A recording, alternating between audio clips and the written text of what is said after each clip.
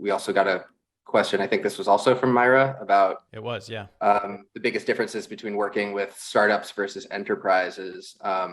I guess one thing I'm kind of curious about, because you just touched on it while we were talking about agencies, is the logo thing, and like that you worked with HubSpot. I can't think of a much more recognizable logo to have in, at least in marketing SaaS in that world. Yeah. But yeah, do you want to take the lead on biggest differences that you've experienced working with startups versus larger companies or enterprises? For sure, yeah. So logos, that was the first point that came to mind for me. When you're working with enterprise clients, at least if you're like me, it's basically collecting logos so that you can say you've got these 3 to 5 companies that everybody knows and trusts and looks up to, and they figure if you are good enough for them and you've got testimonials and results for them, you can do it for me. And that's really what that's about. And I would say that's almost where the benefits end with the really big companies. Um, and we can talk a little bit about that, but like startup logos, for example, they don't mean much. If you have a Series A startup and you work with them, it doesn't mean much, but that doesn't mean that you should disregard them, especially in your early days, because in my experience, like the enterprise clients, they're all kind of on their own island. They don't really talk to each other too much. But if you get into like, I find startup founders are almost in like little pods all over the place, like little Twitter Mm-hmm. pods and communities and Slack channels and whatnot. And so if you do a really good job for a startup who's kind of connected to other startups, like they are always exchanging tips and resources and contacts. And so I've definitely generated a lot of business just by doing a really good job for a few startups who are well connected. And whenever someone's like, "Hey, my messaging's off, my positioning's off, we need new copy," they just send my name in, and they end up in my inbox. And so the logos won't ever amount to much. I guess they'll add to your counts. You can say things like you've worked with dozens or 100 plus SaaS companies or whatever, but the logos won't mean much. Maybe one day, but definitely not in the short term. Do you have anything to add on logos? Yeah, I mean, I guess one thing, I'm not so much necessarily directly about logos, but I remember kind of like early on when I decided I wanted to work with SaaS companies. I remember as an exercise trying to think of like, okay, like what would my dream clients be? And so I'm thinking about all, I don't even remember what they were, but just like probably whatever at the time was the whatever, I don't know, intercom or Yeah, these Intercom, big, Salesforce. yeah, or something. I probably knew better than to say I wanted to work for Salesforce, but I think I had this idea in my head that my dream client would be this like company that I know of and recognize. And so far, all my favorite clients have been companies that I never heard of. Like it's just like I didn't know that company existed, and one day they end up on my website, and I have they fill out my form, and all right, I'll get on the phone with this person, and then 9 months later, we've been working together, and it's going great, and I got a case study out of it, and they're having like we're winning on beating controls and things like that. So Yep. I think that's another thing to keep in mind, is that there are your dream client might be a company you've never heard of. Yep. Yeah, it's like the logos, the companies that you would assume are the dream clients, get some of those so that your actual dream clients can find you and trust you.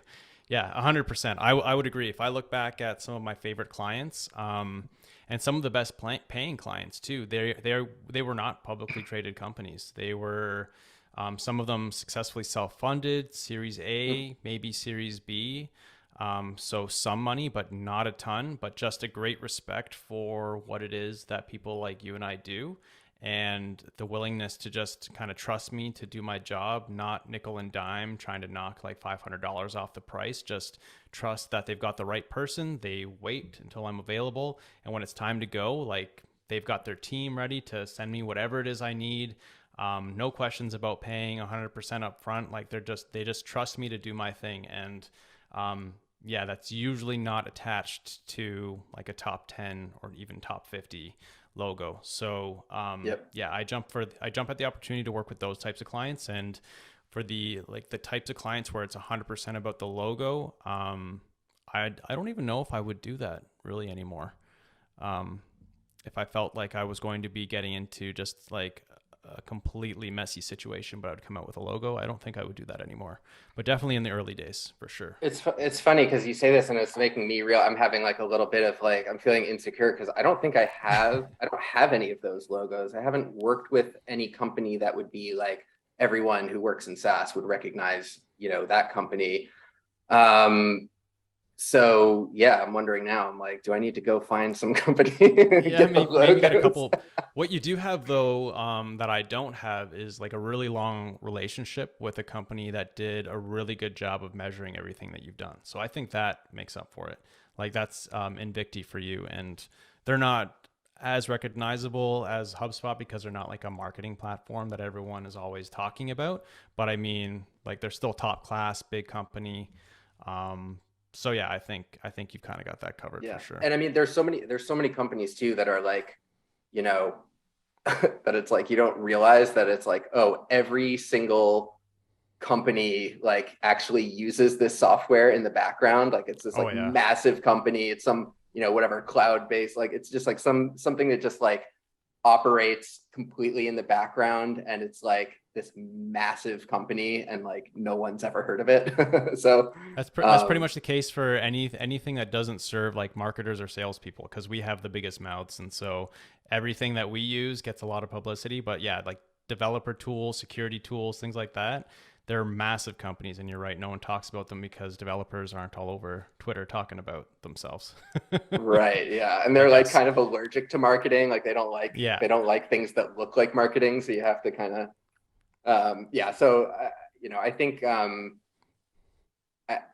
I do think that there's probably value in going the route that you did of like trying to get at least one or two recognizable logos. So I'm actually going to think about that a little bit. Like maybe it's time for me to do some cold or warm outreach to some of these companies. I probably have somewhat enough people in my network that can get me in touch with someone. But yeah, like I And wonder if great that case studies too. yeah, Like I'm great like case wondering if studies you that's can. something that's holding me back is like they're like I haven't he hasn't worked with HubSpot and this guy Josh has worked with HubSpot, so Yeah. obviously Josh is better. Obviously, yeah.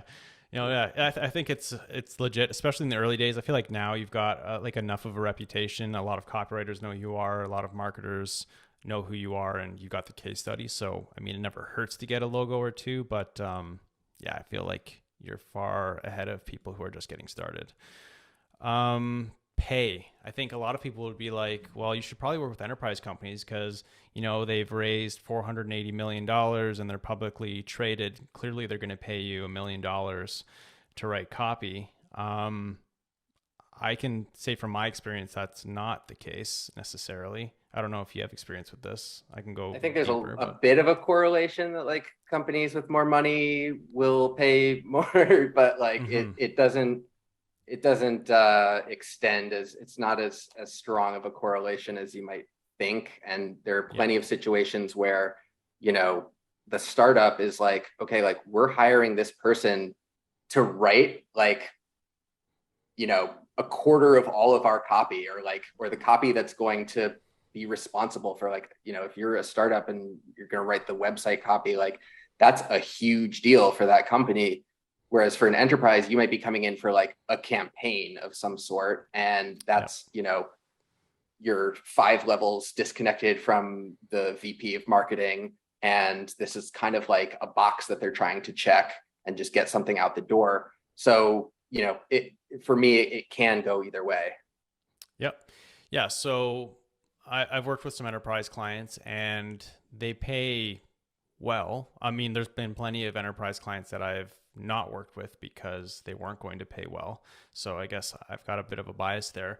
But you do end up working really hard for that money. And we can talk about that a little bit. But one thing that I think people need to be aware of is when you're working with a large enterprise company, there's a very good chance, and you kind of touched on it, that you're not going to be speaking to the founder or someone in the C-suite or even a VP. It might be like a director or like a marketing or growth manager. And when that happens, you have to think about the mindset. And this is someone who's still fairly junior.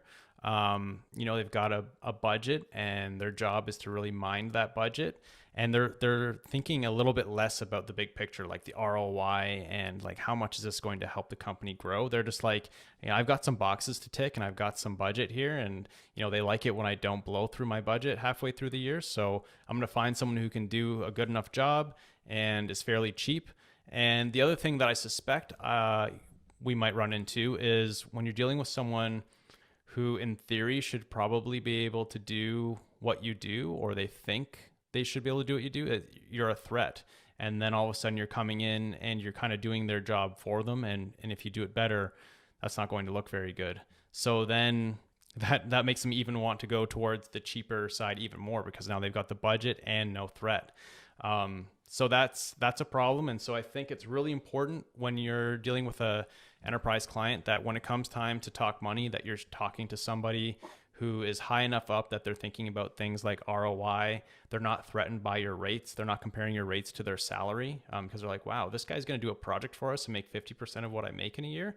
Like, that doesn't seem nice. Yep. Right. So talking to I rarely have luck with someone director or below. It's usually got to be VP or C-suite when it comes time to talk like scope and money, because their mindset is just very different. They're thinking about numbers very differently, and so I think that's and time and the timeline too. Like as you said, with like the kind of like box to check, like the manager is thinking about what are they going to tell their boss in their next one-on-one, and what's going to happen 6 months or a year from now. If you're talking to the CMO of a startup who has equity, or the founder even who owns the company or whatever it is, they're thinking about 3 years from now, 5 years from now. And during that sales process, if you get good at, kind of bringing value into the conversation, then, you can sell a much bigger, you can sell something much bigger to someone who's thinking 3 years down the line and saying, okay, like if we hit the results that you want, what is that going to mean for you a year from now? What's that going to mean for you 2 years from now? And that's a much more compelling story than someone who's like, I need to tell my boss next week that we hired someone to write the website copy. And, I hope that 6 months from now, when it's done, we have something that everyone on my team recognizes as better than it was before, or that, I think it comes back to what we were talking about with agencies about, you're selling something different to someone who actually will get the value that you're delivering versus someone who's trying to buy something that is not necessarily about value, or they are valuing something that isn't about the business result and is more something political or social or, some sort of short-term concern. Yep, for sure. And one way I think about this, it works for both startups and enterprise companies, is if a company reaches out to you, one of the first things that I do is I look them up online to see like if they've raised money, right? Crunchbase is a good place for this. Otherwise, you can find announcements. They always announce it. And so if I see that, they've raised 20 million, or if they're an enterprise company and they've raised $300 million, or they're publicly traded and they're balking at my rates, that means I'm speaking to the wrong person, or I'm not communicating my value well enough, because they have money. They have the money. Right. They can, like, paying 5 figures for a project that's going to move the needle for a company of that size is really nothing. But if you're getting no's, you're talking to the wrong person, or you're just not communicating your value well enough compared to anyone else they might be speaking to. Yeah, I had, that reminds me, I had someone from like a well-known company reach out to me on LinkedIn to ask about, availability and stuff like that. But I look at like their title, and it's like, it wasn't necessarily because of, but it's like, there's sort of this like, it's like content and something else, and I just sort of know from experience that, right. It's like what you said, like there's someone in the organization that will get it and will understand the value and will greenlight that. It's probably not going to be the content manager. Right. Yeah. It never is for an enterprise. Yeah. So, and navigating your way through that sale. Sometimes in a startup, it's, the marketing intern or something might reach out, but it's kind of easier to say like, hey, let's loop your boss in and have them join us on this call. And it's easier to navigate your way to that person with a startup. Whereas with an enterprise, if the marketing intern reaches out to you, good luck getting to the VP of marketing. Yeah, for sure. It's not going to happen. For sure. So yeah, I think it's wrong to assume that enterprise clients are just going to automatically write you a blank check because they have so much money, but there are ways to get to that point where you can ask for more. And I would say it's not worth working with an enterprise company unless you can ask and get more, because and I'll talk about some of the other pieces, but like it's always just more difficult to work with an enterprise client. There's no way around it. Even if they're an awesome bunch, it's a beast to work with an enterprise client. Should we get into some of that? Yeah, like sure. So, yeah, I guess like workflow and processes. Processes. Now I can't even say it. Oh man, I feel so bad. I shouldn't have said anything. You ruined the word for me, and I say it so often. I like it. I love it. Process. Yeah. So I mean, the nice thing about startups, and this can be very early stage or even up to Series A or B, is they haven't really like grown up yet. They're still just scrapping, and they kind of know they're scrapping, and so they don't have all their workflows in place, and you're not going to get dropped into a sea of like Slack channels and email threads and stuff like that, and different pieces of software. And so for me, working with a startup is super easy. I more or less can always just jump in, go through my process from go through my process from I'm not going to react at all when you say it. So go through my process from A to Z. And actually I just said that the American way, Z, because we say Z. Oh yeah, but, that's right. Yeah. That's right. Anyways, yeah, you can go through your process from A to Z, no problem. Because they don't really have anything competing with you. Whereas with enterprise clients, I mean, it can seem really simple when you're kind of going through the negotiation phase. You're just speaking to one person and they're like, yeah, it's just going to be you, me, and this other guy. And that's like, okay, perfect. And then the proposal gets signed, they pay you the money, and then it's time to onboard. And it's like, okay, so here is like 16 folders with tons of folders within them of all of our resources. They're not organized in any specific way, so go ahead and go through them your own way. We're going to invite you to Slack because we only work in Slack, and we'll get you into these 10 channels that you're going to be a part of. And so the review process, in order to get something approved, like I'm going to have to see it, and then I got to get to my boss and their team as well, because they're going to have some say as well. And then that's why you need to charge more, because it almost always spirals out of control. I've had very few instances where it doesn't. And it's not because they're bad people or they're liars or anything like that. They're not being dishonest. It's just the way enterprise companies go. Politics. It's the politics of it. And that's the biggest thing, is you're dealing with more stakeholders. Those stakeholders might not be aligned. Like I always make it sort of my business to constantly check in on, if I know that my client has some stakeholder who can kind of torpedo anything that I'm doing. I'm kind of always anticipating, what's the objection that the, head of customer success is going to say, or what, I don't know if that's the person reviewing, but, I always ask in advance who's reviewing. I always want to know who's going to look at the copy, so I can anticipate objections the same way that we do like in copy. I'm always trying to think about like, okay, I know that, this person really cares about this. And so, if I lead with this message, that might throw them off or something. And so maybe I can change the copy, or when I present it, I acknowledge the objection up front and explain why I did it anyway, whatever it might be. But that stuff is a lot of extra work, as you said. And, that you're also getting feedback from more people, and that can be a lot of work. If you get a lot of feedback on your wireframe, that can be honestly I think the most painful moment in the whole business for me is if I get feedback on something I've created that is like, there's no good solution. I have to like either write bad copy to make this one stakeholder happy, or just like keep pushing back against someone with like a strong personality. It's like my nightmare. It doesn't happen that often, but it happens. So I think that's a huge part of what you have to charge extra for, is just like they'll find a way to make it more painful for you. Not because they want to, but just because that's how their organization is set up. And, I think if you bake that into the price, then that might be worth it for you. But if you don't bake that into the price, you're going to be unhappy. And it's not unfair to do that because one, it's more work for you. And two, these bigger companies stand to make higher returns for the same amount of work. If you're working with a startup and you, double the number of leads they're generating through some channel, that's a lot less money than if you did that for like an enterprise company. Oh yeah. It's not, the copy itself isn't what takes extra work. It's just managing the additional, stakeholders.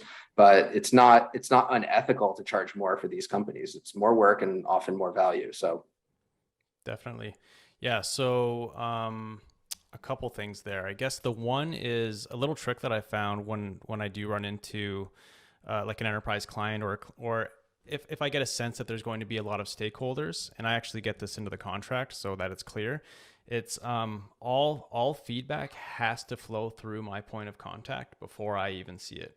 And so for one, this makes them want to cut some unnecessary people out because now I'm putting the work on their plate, right? Now it's their problem. Yeah. Yeah. It's their problem if they want to deal with all the feedback. And two, rather than just have everyone's input from different departments, everyone who's going to want different things, I've got my centralized person who might be like the VP of marketing, and they're going to disregard pretty much anything that goes against what they're trying to do, and which is okay because typically what I'm doing belongs to marketing, and so it should be their say at the end of the day. And so that's one way to end up with a lot less feedback. The other way is, I think we've spoken about this before, quite a while ago, I switched to sending all of my copy, if it's like a web page, in a wireframe in a PDF. Because that's far less convenient to comment on than a Google Doc, right? And I'm not trying to get away with anything, but just the nature of a Google Doc, it like asks people to go through and edit it and find flaws. Whereas if it's like a PDF, it's kind of annoying, and so they still give me feedback, but it's going to be the important pieces of feedback. I do the exact same thing, and it works wonders. I think we could probably do a whole chat on just feedback and how to reduce it. I have a lot of things on that and like a lot of stuff that really works, but that is a huge part of it, especially with these bigger teams, is like, not only does, if you're sharing a wireframe that's, not in an editable format, not only does it create friction for them to make changes, it also just sends a signal of like, okay, this thing's almost finished. Let's just add any feedback for anything that we really need to, like anything that's really important. Whereas with that Google Doc, right, it's an invitation to edit. This thing isn't ready to ship yet. So let's go ahead and mangle it and thrash around and play with it. So yeah, definitely. That's a huge thing. Yeah. Another thing that I think startups and enterprise clients really differ on is the learning curve. And this is yet another reason that you should be asking an enterprise for significantly more money, even though the deliverable looks like it's going to be the same. So with a startup, you're typically dealing with one product. It's usually still fairly simple in the grand scheme of things because they're newer and they just haven't had enough time to build a huge project or a huge product. And they're usually focused on like, 1, 2, maybe 3 kind of like ideal client profiles. And so you don't need to get to know a whole lot. Whereas like an enterprise client, they might have a whole suite of products, each of which are more complex than any startup's only product. And then, each of those products can be used in different ways together to like solve different use cases. And, you're speaking to a whole bunch of different ideal client profiles depending on the use case and the product mix. And it's insane to be honest. Like, the way I honestly see it is, unless like you're going to have a long-term engagement like Invicti has with you, I think if you're an enterprise and you're bringing in like a freelancer or a consultant, you should see them almost as like a sniper. Like, don't ask them to get their heads around your entire organization, all your products and ideal client profiles. It should be like a very well-defined problem. Like, we're spending $100,000 a month on PPC ads, which direct to this page. This page is selling this product to this ideal client profile. Like, do what you got to do to help us get this page performing better.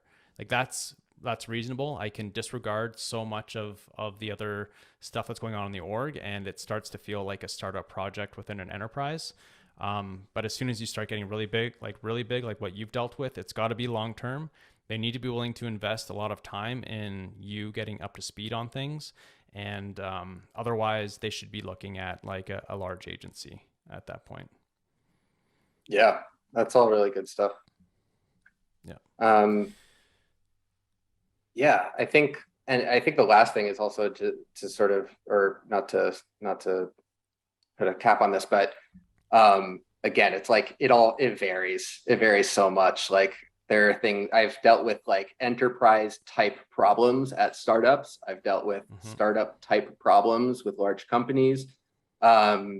So it's not always, what you think it would be. And it's not until you've worked with a handful of companies from each that you sort of start to see like, okay, yeah, sure, there are tendencies, and, whatever it is, but like startups and enterprises will both have like that person who comes in who's like, you're like, okay, I presented the whole thing and here's how this is supposed to get more people to click through and sign up for a demo or free trial or whatever. And then they're like, now, I'm not sure if we want to use like an Oxford comma here. And you're like, okay, like, I don't know if any A/B tests where an Oxford comma, made the difference here. Like, are these the right messages in the right order for this audience to get them to click it? So, whatever company you're working with, there's always going to be, an element of uncertainty in terms of, what that review process is going to be like. So, yeah, definitely. And the whole process. For sure. Yeah, anything else you want to add? I know we got a question on LinkedIn from Chris. I don't know if either of us have anything to say about it. We spoke about rates already and how those differ. Yeah. So yeah, in terms of outreach, I don't really do it. I don't know if you do, but I haven't really done outreach. So sorry. So it was two questions, right? So one was was about should you offer different rates for agencies versus other companies? So Yeah, I think our consensus on that is yes. Yeah. Yeah, I think you and I both follow the idea of, every single project gets its own kind of pricing. And that goes for, so agencies. And I mean, ideally, I'd love to charge as much as possible for everyone. But when I go into an agency sales, I am very much aware that that I'm selling that part of what I'm selling them is to allow them to maintain that healthy margin that they want. So I think the answer to that's yes. And then, the other question was about outreach. Yeah, we're not good. We're not outreach people really, other than, no. I do networking stuff, but I don't do a ton of outreach to like directly to companies to say, hey, I want to work with you. There's some people who are really great at that, but haven't done it. I think we should, because I think most people get outreach wrong in that they do it when they don't have a track record yet, because they're trying to get like their initial clients, and that's not as actually I did do cold outreach back then, but yeah. Yeah, exactly. Yeah. And it's tough because it's like, who are you, right? But then now that you've been doing it for a while and you've got case studies and a track record, like now would be the time to do outreach, because like otherwise we're both just kind of trusting that our ideal clients are going to find us, and thankfully they often do, but it's always better to have more leads to choose from, more high quality leads anyways. So yeah, I've thought about it a lot of times, and then I just never do it because another inbound lead comes and closes and I'm busy. That's how it typically goes. I've gotten lazy with some of that stuff for sure. Yeah, and then I guess his other question was posting consistently on LinkedIn to get client work. I wouldn't say either of us are super consistent on LinkedIn. I mean, I do find that when I go on a bit of a run and I am posting consistently, I do get a few more leads, often not like in my inbox as in like a client sees something that I posted and then they contact me, but rather someone else who might have like a content agency. Like this just happened with Brooklyn, for example. When you're top of mind, most of the time you just start getting referrals. Like a content agency will be like, hey, well, you need copy, you should talk to Josh, because for the past week I've been seeing him talk about things that are interesting. So it does pay off for sure, but neither of us are LinkedIn gurus. Yeah. No, not at all. And I think I've experienced the same thing where it's like, sometimes if you're posting a lot, then, maybe a few days or weeks down the line, there's like a little bit of a bump or a wave, but it's never been the kind of thing where I've never like attributed any clients that I've closed to like, that's because I posted on LinkedIn. So Yeah. it's one of those things that I just kind of do. It's kind of like I'm kind of going through the motions, or if like I have something to share.